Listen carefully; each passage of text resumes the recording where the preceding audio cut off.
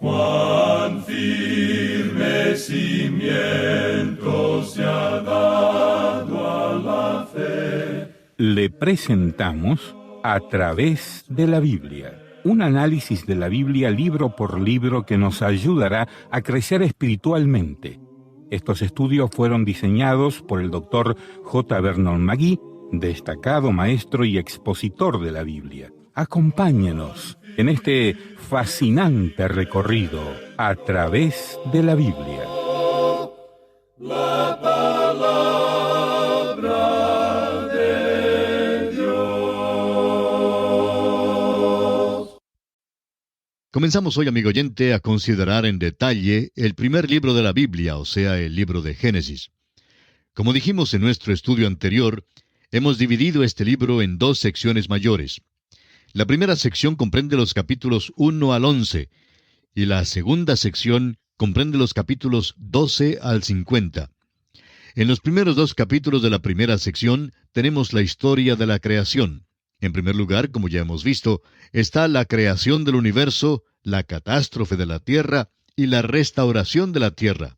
Ahora, en el capítulo 2 tendremos la creación del hombre, pero aquí tenemos la historia de la creación presentada brevemente y con exactitud en un solo versículo. Es el versículo 1 del capítulo 1 de Génesis, donde leemos: «En el principio creó Dios los cielos y la tierra». Con toda franqueza, amigo oyente, esta es una de las declaraciones más profundas que se haya expresado. Creemos que eso es todo lo que tenemos de la creación misma, con la excepción del relato de la creación del hombre y de los animales que se hace más adelante en este mismo libro de Génesis. Pero esta es la narración de la creación y admitimos que realmente es muy breve.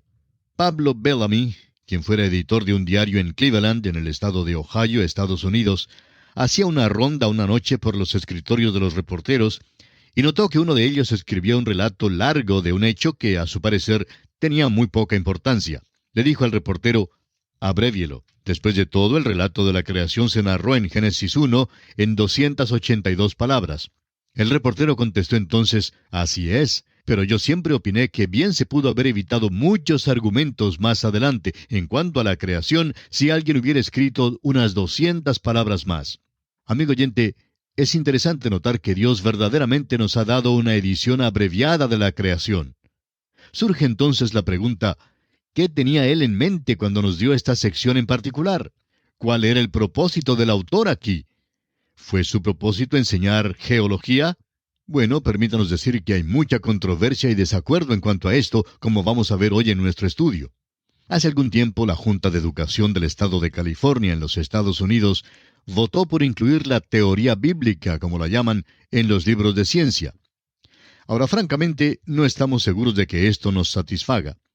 Alguien dirá: «Bueno, ¿cómo es que no se siente alegre por el paso que se ha dado, ya que es un paso adelante?» Amigo oyente, la razón por la cual no nos sentimos satisfechos por esto es por el carácter de los maestros que la enseñan. No hay suficientes maestros que sean cristianos y que tengan una base verdaderamente bíblica para poder enseñarla correctamente. Los maestros de las escuelas primarias que están realmente preparados para enseñar la historia de la creación son muy pocos. El doctor Ralph Girard, profesor de biología y decano de la división de postgraduados de la Universidad de California en Davis, hizo el siguiente comentario según la prensa: ¿debe un curso científico sobre la reproducción mencionar también la teoría de la cigüeña? Bueno, para beneficio de este profesor, lo más interesante es que la teoría de la cigüeña no se menciona para nada en la Biblia. En cambio, el relato de la creación sí se menciona. Su comparación no se justifica en ninguna manera, porque la Biblia trata de este asunto de la procreación en una forma muy literal. Y si usted lee su Biblia con cuidado, nunca hubiera tenido en su mente el punto de vista de la teoría de la cigüeña. La declaración del Dr. Girard revela una actitud muy antagónica hacia la Biblia. Opinamos que este hombre probablemente sabe muchísimo en cuanto a la materia de biología, pero muy poco en cuanto a la palabra de Dios. Creemos que eso es muy obvio al escuchar el tipo de declaración que él ha hecho. Ahora, al llegar aquí a este primer versículo del capítulo 1 de Génesis, debemos reconocer que este problema del origen provoca más controversia violenta, teorías insensatas y amplio desacuerdo que cualquier otro. siempre hay la inclusión de la hipótesis del hombre y como resultado hay una babel de voces que ha sofocado la clara voz de Dios. En realidad, hay dos grupos extremos que han empañado el asunto y han dividido las aguas del entendimiento con sus suposiciones y afirmaciones dogmáticas. Un grupo se compone de los científicos arrogantes que asumen que la evolución biológica y filosófica es la verdad indisputable. Su presunto axioma es los ciertísimos hallazgos de la ciencia. Veremos eso dentro de un momento. El otro grupo se compone de los teólogos jóvenes y orgullosos que se atribuyen el superconocimiento de que ellos han descubierto cómo es que Dios lo hizo. Describen y hablan eruditamente acerca de alguna teoría ingeniosa que reconcilia la ciencia con la Biblia. Miran con desdén a los grandes expositores bíblicos del pasado como si fueran enanos bíblicos comparados con ellos. Permítanos decir, amigo oyente, que estos dos grupos harían bien en considerar una declaración que se le hizo a Job. Cuando el Señor por fin se le apareció, le hizo esta pregunta en Job 38:4. ¿Dónde estabas tú cuando yo fundaba la tierra? Házmelo saber si tienes inteligencia. Y la verdad es que Dios le dice al hombre, tú hablas acerca del origen del universo, pero tú ni siquiera sabes dónde estabas cuando yo fundaba la tierra. Y esa es una buena pregunta que estamos seguros ningún hombre puede responder. Ahora hay algunas teorías extremas y creemos que probablemente debemos considerarlas. Y a propósito, podemos hacer una división aquí, una división doble. Si vamos a hablar sobre los orígenes, estamos limitados o bien a la especulación o a la creación. Toda teoría cae dentro de una de estas dos divisiones. Ahora no nos diga que la ciencia dice, porque después de todo, la evolución tiene muchas teorías hoy. Y algunos de los científicos más respetables del pasado y del presente rechazan la evolución.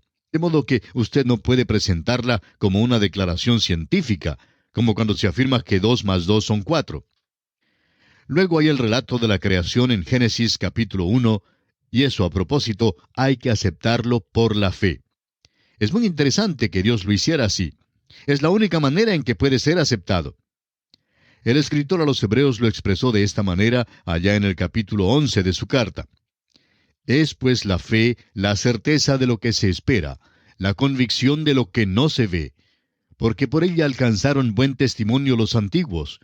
Por la fe entendemos haber sido constituido el universo por la palabra de Dios, de modo que lo que se ve fue hecho de lo que no se veía. Así es que el gran problema todavía permanece hoy. ¿Cómo pasó de la nada a hacer algo? La única manera en que uno lo puede saber es por la fe o por la especulación. Y permítanos decirle que la especulación no tiene nada de científico. Observemos ahora algunas de las teorías, y es bastante interesante notarlas. Hay quienes dicen hoy que debemos aceptar la respuesta científica. Y a ellos les preguntamos, ¿cuál es la respuesta científica? ¿De qué ciencia hablamos? En el año 1806, el profesor Lyell dijo que el Instituto francés enumeró no menos de 80 teorías geológicas que eran hostiles a las Escrituras, pero que ninguna de esas teorías se afirmaban hoy en día. Y eso es muy interesante. A muchos nos enseñaron unas teorías en las escuelas, las cuales ni siquiera se enseñan hoy en día.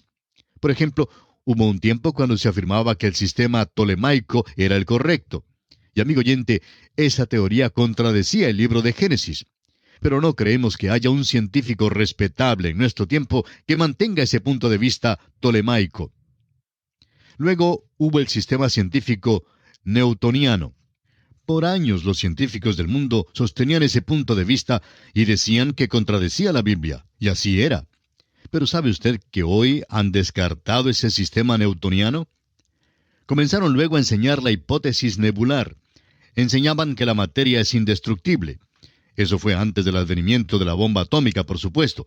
Pero ahora todo eso ha sido descartado. De modo que cuando alguien dice hoy que quiere mantener un punto de vista científico en oposición al relato del Génesis, quisiéramos preguntarle, ¿a cuál ciencia se adhiere usted? ¿Y sabe usted que lo que es ciencia hoy puede que no sea ciencia mañana? Dicen que esos libros cambian cada 10 años y que la mayoría de ellos cambian cada 5 años. La verdad es que debemos considerar cuál fue el propósito de Moisés al escribir este libro. Creemos que él se reiría de toda esa confusión que ha resultado hoy en cuanto al relato de la creación. El apóstol Pablo nos dice el propósito de la Escritura. Él dice en su segunda carta al joven Timoteo, en el capítulo 3, versículos 16 y 17, «Toda la Escritura es inspirada por Dios y útil para enseñar, para redarguir, para corregir, para instruir en justicia, a fin de que el hombre de Dios sea perfecto, enteramente preparado para toda buena obra». ¿Cuál es entonces el propósito de la Escritura? El propósito es instruir en justicia. No fue escrita para enseñar geología ni biología. Fue escrita para mostrar la relación del hombre con Dios y los requisitos de Dios para el hombre hoy en día y lo que el hombre debe hacer para ser salvo. Usted puede escribir esta pregunta sobre la primera parte del libro de Génesis. ¿Qué debo hacer para ser salvo? Suponga, amigo oyente, que Dios hubiera dado una declaración científica de la creación. ¿Cuántas personas de la época de Moisés podrían haberla entendido? ¿Cuántas personas aún en nuestro tiempo podrían entenderla? Usted debe recordar que la Biblia no fue escrita para profesores doctos, sino para la gente sencilla de todas las épocas en todas partes. Sin embargo, siempre ha atraído a los hombres inteligentes, y queremos decir a los hombres verdaderamente inteligentes. De modo que no está expresada en esa clase de lenguaje. Si hubiera sido escrita en el lenguaje científico de la época de Moisés, ciertamente la habrían rechazado. Los hombres han salido con varias soluciones con respecto al origen del universo. Una de ellas es que es una ilusión. Bueno, esa declaración está ciertamente en oposición a los hechos, ¿no le parece? Sin embargo, hay muchos que la afirman. Luego hay quienes dicen que el universo se originó espontáneamente de la nada. Bueno, eso es lo que dice la Biblia en cierta manera, pero hay que recordar que fue porque Dios habló, Dios lo creó. La tercera versión es que no tuvo origen, sino que ha existido eternamente. La cuarta versión es que el universo fue creado. Permítanos ahora compartir con usted algunas de estas teorías que los hombres han desarrollado a través de la historia del mundo. El doctor Harlow Shapley, quien fue director del Observatorio de Harvard, dijo: «Todavía estamos sumidos en una ignorancia abismal en cuanto al mundo en que vivimos. Hemos avanzado muy poco con relación a la total extensión conjeturable del conocimiento que está más allá del nivel de la sabiduría adquirida por animales de una larga experiencia racial. Es cierto que no tememos más los extraños chillidos en la oscuridad, ni somos supersticiosos en cuanto a los muertos. En muchas ocasiones somos valerosamente racionales. Sin embargo, no sabemos hasta qué punto lo desconocido supera a lo conocido». Amigo oyente, sin duda alguna, esta es una tremenda declaración. Y el doctor Lawrence C. Isley, de la Universidad de Pensilvania, dijo: «No sabemos más en cuanto a la materia y cómo se produce que lo que sabemos de las cosas espirituales. Por eso creo que es imprudente decir en nuestro presente estado de conocimiento que el uno excluye el otro. El universo parece existir como una serie de niveles emergentes, ninguno de los cuales es como el nivel anterior. Que el hombre y lo demás de la vida han evolucionado es innegable, pero lo que está debajo de esas manifestaciones exteriores no lo sabemos». Y añade el doctor Isley: «Yo quisiera poder contestar su pregunta, pero el cubrir mi ignorancia con palabras grandes no sería provechoso ni para usted ni para mí». Veamos también algunas declaraciones tomadas de la prensa.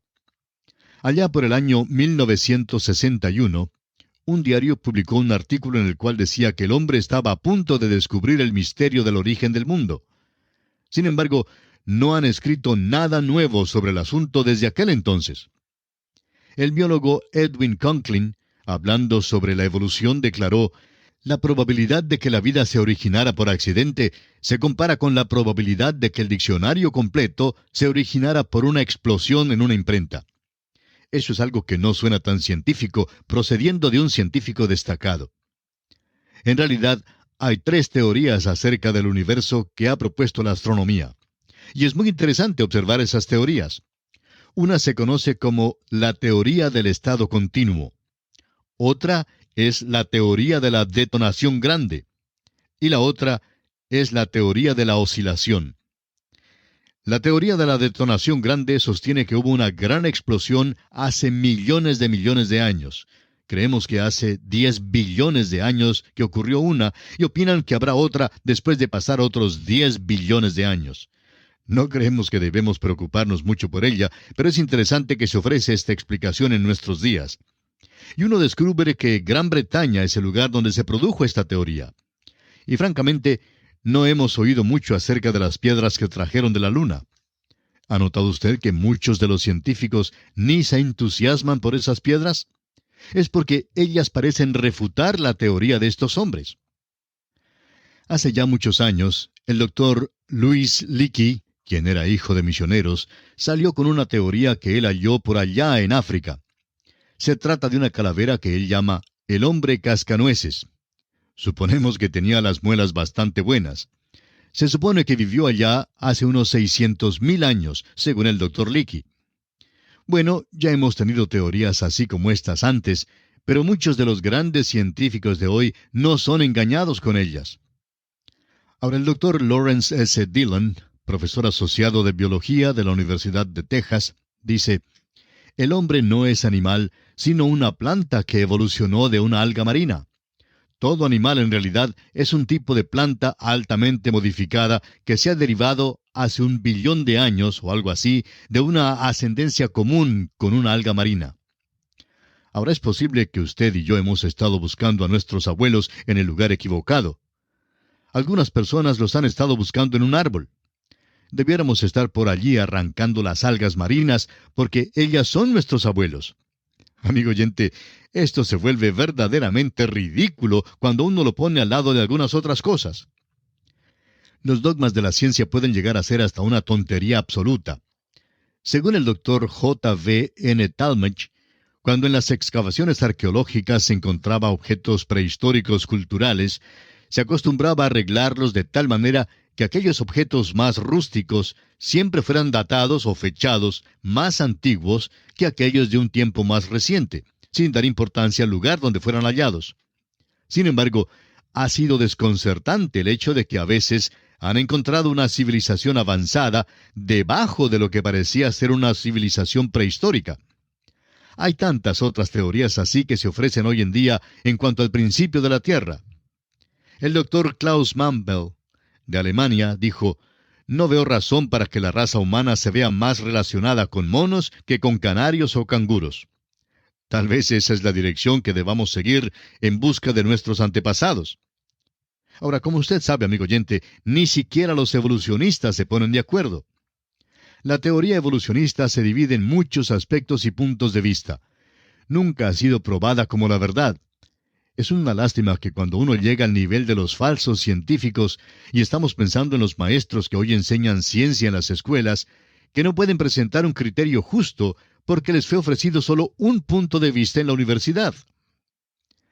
El doctor G. A. Kercott, del Departamento de Fisiología y Bioquímica en la Universidad de Southampton, en Inglaterra, ha escrito el libro que lleva el título Las implicaciones de la evolución. Y él declara: hay una teoría que declara que es posible observar que muchos animales vivientes pasan por cambios durante el curso del tiempo, y por tanto se puede formar nuevas especies. Esta se puede llamar una teoría especial de la evolución, y es posible probarla en ciertos casos por experimentos. En cambio, hay la teoría que propone que toda forma viviente en el mundo ha procedido de una sola causa, la cual salió de una forma inorgánica. La teoría puede ser llamada una teoría general de la evolución, y la evidencia que la sostiene no es lo suficientemente fuerte como para permitirnos considerarla como algo más que una hipótesis. Quisiéramos también darle la declaración del botánico sueco Dr. Heribert Nilsson. Él dice: mis esfuerzos para probar la evolución por experimentos practicados por más de 40 años han fracasado completamente. Por lo menos no me pueden acusar de haber comenzado desde una preconcebida perspectiva contraevolucionista.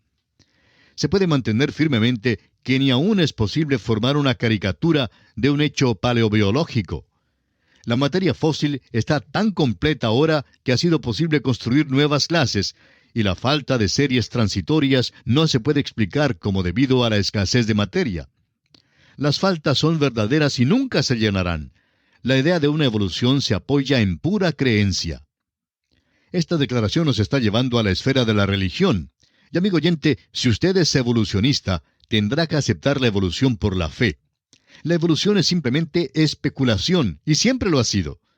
Pero lamentablemente muchos la han aceptado como un hecho veraz.